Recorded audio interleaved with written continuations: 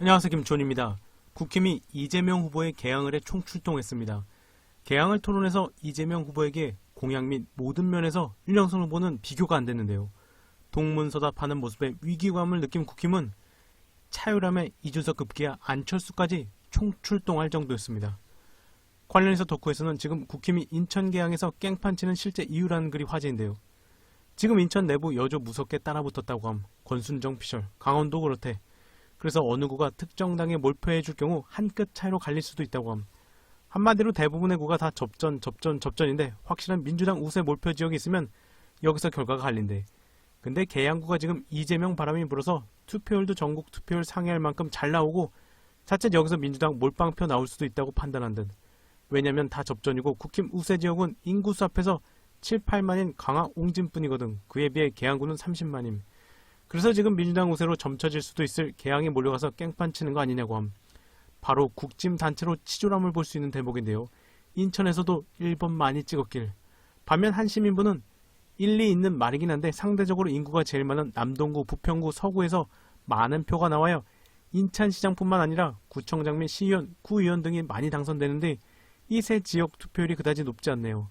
특히 부평구는 많이 투표장에 나와야 하는데 대선 때도 그렇고 서구 중에서도 신시가지에서 표가 쏟아져야 진짜 아슬아슬합니다라는 의견을 주시기도 했습니다. 관련해서 금일 이재명 후보는 동해번쩍 서해번쩍 열리라며 여론조사가 앞서거니 뒤서거니 경마중계를 하지만 답변율은 100명 중에 2명이다. 이재명, 여론조사에 휘둘리지 말고 우리가 투표하고 옆에 사람 투표하게 하면 우리가 원하는 세상이 열린다.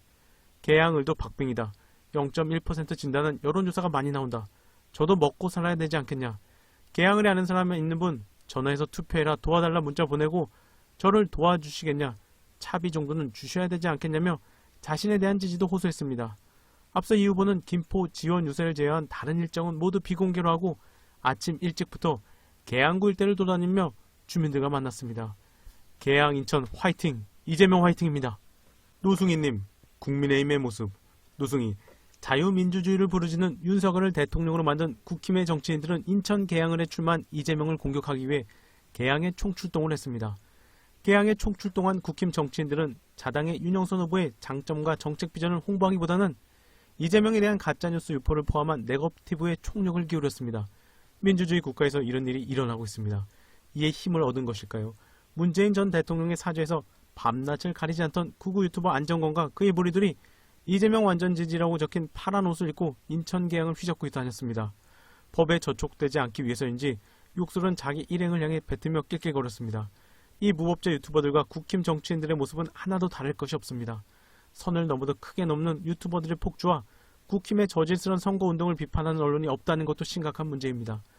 또한 국힘의 무식한 이재명 네거티브에 속아 넘어가는 국민들이 많다는 것도 또한 안타까울 뿐입니다. 이어서 가수 김연자님 근황. 지난 총선 때도 민주당 유세 도와주셨던 가수 김연자님이 은평구에 등장해서 민주 김미경 구청장 후보 지지 유세를 하셨습니다. 은평방송. 사전투표를 앞둔 26일 유세 현장에 가수 김연자씨가 등장했습니다. 김연자, 김미경 구청장 후보에게 4년 전과 같이 다시 한번 지지해 주시길 부탁드립니다. 김미경 민주당 은평구청장 후보는 은평에서 5번 당선된 이력을 앞세워 은평의 중단 없는 발전을 원한다며 자신을 지지해달라고 호소했습니다. 김연자 급상승, 차유람 급하락 중인데요. 나비랑 관련 깊은 수염긴 가수와는 클래스가 다릅니다. 역시 아모르 일본 누님 최고인데요. 대선 로고송 원곡 가수 최고입니다.